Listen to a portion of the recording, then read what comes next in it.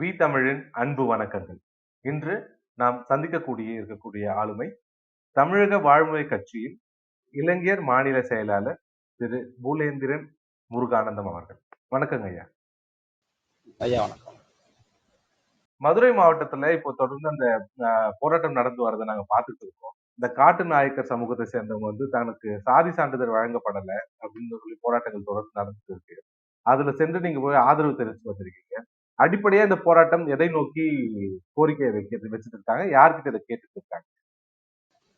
இல்ல அவங்க ஏற்கனவே இருந்ததைத்தான் கேட்குறாங்க. அவங்க வந்து எஸ்டியில் இருந்தது தான் அவங்களோட அந்த பிரிவில் இருந்ததை இப்போ சமீபத்தில் இப்போ ஒரு ஓராண்டு காலமாக அது இல்லாமல் அவங்க பிசிக்கு மாற்றுறதுக்கான வேலையை செய்கிறாங்க. சில அரசு அதிகாரிகள் அவங்களுக்கான உரிமை மறுக்கிறாங்க. அவங்களுக்கு கடந்த காலங்களில் 1982 காலகட்டங்கள்ல இருந்து அனைத்துலையுமே அவங்க வந்து எல்லாத்துலேயுமே எஸ்டின்னு தான் பதிவு செய்யப்பட்டிருக்கு. அனைத்துலையுமே அந்த ஆவணங்களை அவங்க சமர்ப்பிச்சிருக்காங்க. அதனால தங்களோட வாழ்வுரிமைகளை அது மீட்கிறதுக்கு எதிர்கால தலைமுறைக்கு பெரிய அளவில் பாதிப்பு உள்ள கல்வி வேலை வாய்ப்பு இது குறித்தான எல்லாமே பறிக்கப்படுற சூழல் உருவாகிறதுனால அந்த மக்கள் தங்களுக்கு இதை கேட்குறாங்க.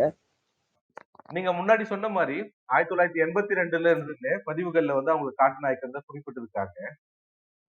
இன்னைக்கு எப்படி அவங்கள மாற்றிட்டாங்களா இல்ல என்ன நடந்துட்டு இருக்கு?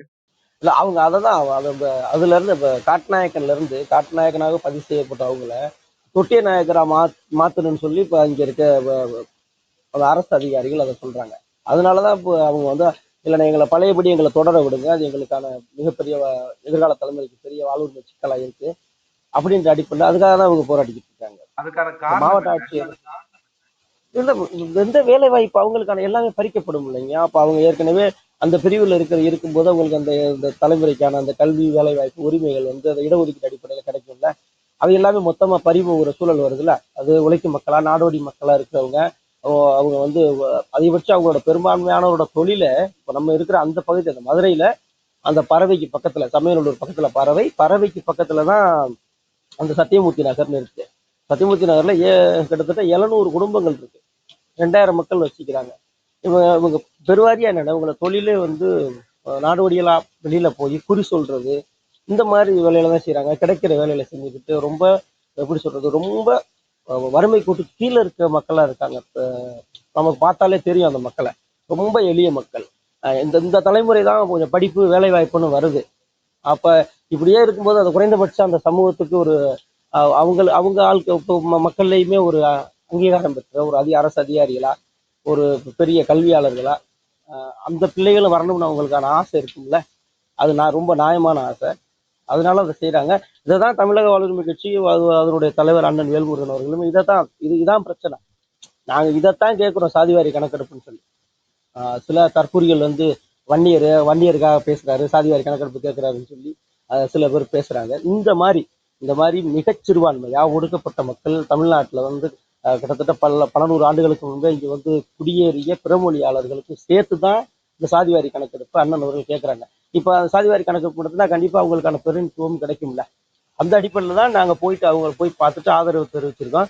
அவங்க இதுவரைக்கும் அவங்க நம்ம போனதுக்கு அப்புறம் எல்லாரும் வந்ததா சொல்றாங்க. இப்ப மரியாதைக்குரிய அமைச்சர் அண்ணன் மூர்த்தி அவர்கள் பேசியிருக்காராம், அவர் சந்திக்க போறதா சொல்லியிருக்காங்க. இது வரைக்கும் மதுரை சமயநல்லூர் சாலையில உட்கார்ந்து அருகில போராட்டம் பண்ணவங்க இப்ப அமைச்சரோட கோரிக்கையை ஏத்துக்கிட்டு இப்ப ஊர் மந்தைக்கு போயிருக்காங்க. இன்னைக்கு நாளைக்குள்ள சந்திக்கிறதா சொல்லியிருக்காங்க. இது தமிழக வாழ்வுரிமை கட்சி நம்ம போனதுக்கு அப்புறம் இது நடந்திருக்கு. மரியாதைக்குரிய கம்யூனிஸ்ட் தலைவர் ஐயா முத்தரசன் ஐயாலாம் வந்திருக்காங்க. இந்த நம்ம போனதுக்கு அப்புறம் அவங்களுக்கு பெரிய அளவு நம்பிக்கை வந்திருக்குது. அவங்க அண்ணனை சந்திக்க தயாரா இருக்கு. அண்ணன் வேல்முருகன் அவர்களை சந்திக்கிறதுக்கு அந்த தலைவர்களே நேரம் கேட்டிருக்காங்க. அண்ணன்ட்ட தேதி வாங்கி கொடுங்க, அண்ணன் நாங்க பார்க்கணும், கோரிக்கை வைக்கணும்னு அண்ணனும் உறுதியா சட்டமன்றத்துல பேசுறதா உறுதி அளிச்சிருக்காங்க. அதுக்கான வேலைகளை செய்வோம். மகிழ்ச்சி. நீங்க ஒடுக்கப்பட்ட சமூகத்துக்கூட உறுதியா நிக்க வேண்டிய கடமை வந்து இந்த சமூகத்துல இருந்த எல்லாருக்கும் இருக்கு. அப்படி கட்சியில முக்கியமான பொறுப்புல உங்களுக்கும் அந்த பொறுப்புணர்வு வந்து ரொம்ப மகிழ்ச்சியாக தான் இருக்கு.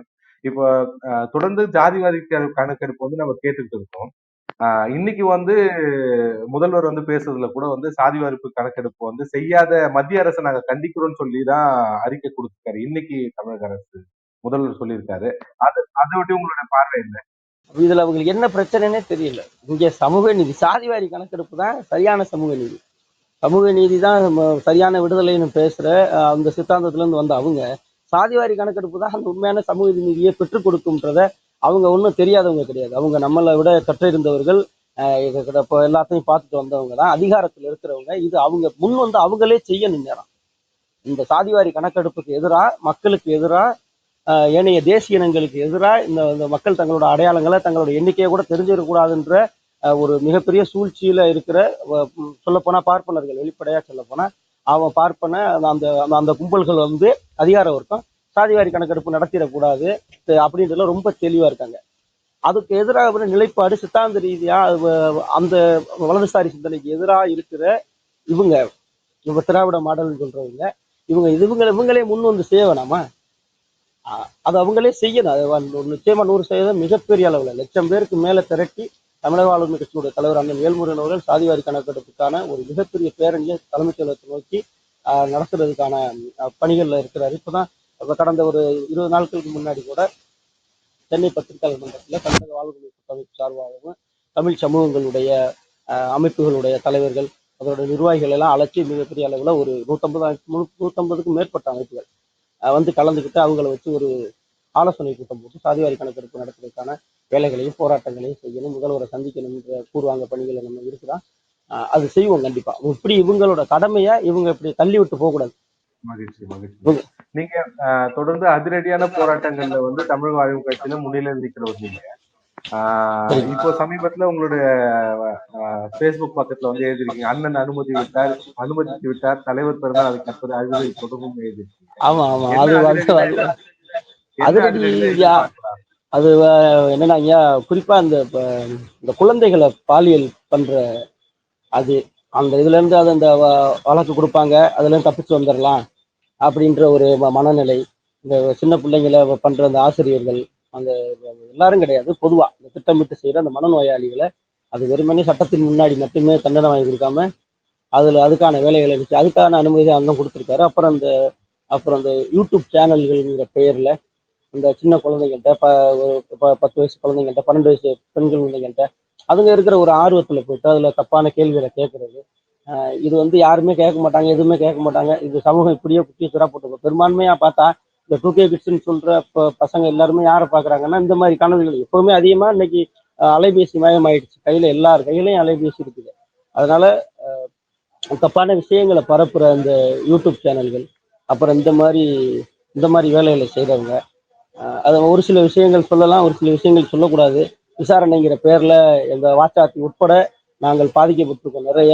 எந்த வாச்சாத்திக்கு மட்டும் கிடையாது, இங்க விசாரணைங்கிற பேர்ல எங்கள் மக்களை அவ்வளவு கொடுமைப்படுத்தியிருக்காங்க. எங்களோட பல்லாயிரக்கணக்கான பெண்கள், தமிழ் பெண்கள், அவங்க வந்து ஒரு கற்பழிப்புக்கு உள்ளாயிருக்காங்க. இப்போ கண்ணிருந்து குருடா, காது இருந்து செவிடா, கையிருந்து ஊனமா, வாயிருந்து ஊமையாங்கிறது மாதிரி அவங்களால எதுவுமே செய்ய முடியல. அப்போ இந்த வாச்சாத்தி உட்பட இந்த இதெல்லாம் விசாரிச்சு இன்னைக்கு வரைக்கும் நல்லா பகுமானமா பென்ஷன் வாங்கிக்கிட்டு ராஜ வாழ்க்கை வாழ்றாங்கல்ல சில அதிகாரிகள், அவங்கெல்லாம் வந்து குறைந்தபட்ச ஜனநாயக வழியில தான், அவங்கள எந்த இதுவும் பண்ண போறது இல்லை. அந்த மாதிரிலாம் இருக்கு. ஏன்னா செஞ்ச பாவங்களுக்கு விடுதலை படம் பார்க்குறோம். படம் பார்க்கும்போது நம்ம கோவம் வருது, என்னடா இப்படிலாம் குடும்பப்படுத்துவீங்களா அப்படி. இப்போ கர்ணன் படம் பார்க்குறோம். கர்ணன் படம் பார்க்கும்போது அந்த அதிகாரியா நடித்த நடராஜ் அவர்கள் வந்து அந்த கிளவியை முதற்கொண்டு போட்டு அடிக்கும்போது என்னடா அப்படி பண்ணிருக்கீங்க அப்படி. அப்போ சும்மா சாவ விட்டுட்டே போறதா? குறைந்தபட்ச ஒரு எதிர்வினை, ஒரு சாணியை கரைச்சி ஊத்த வேணா அந்த மாதிரி செஞ்ச அதிகாரிகள் மேல குறைந்தபட்சம் ஒரு சாணியை கரைச்சாச்சு ஊத்துற வேலையை நாங்கள் செஞ்சுடுவோம். அதை எல்லாருக்குமே அது தோணணும், அந்த குற்ற உணர்ச்சி. இளைஞர்களை போராட்டத்துக்கு அனுப்புற வேலையை ஏனைய கட்சிகளும் செய்யணும். அப்படியே அரசியல் பண்ணிவிட்டு குறைச்சி தின்ட்டு போற வேலையை மட்டுமே ஒரு சில கட்சிகள் செய்யக்கூடாது, தலைவர்கள். தொடர்ந்து ஒடுக்கப்பட்ட மக்களின் குரலாக நீங்க எல்லாரும் இருக்கணும்னு நினைச்சிட்டு அரசியல் பாதையில வந்து தெளிவாகவும் பயணிக்கணும். உங்களுடைய நேரத்தை கொடுத்ததுக்கு மிக்க நன்றி. மகிழ்ச்சி. நன்றி நன்றி.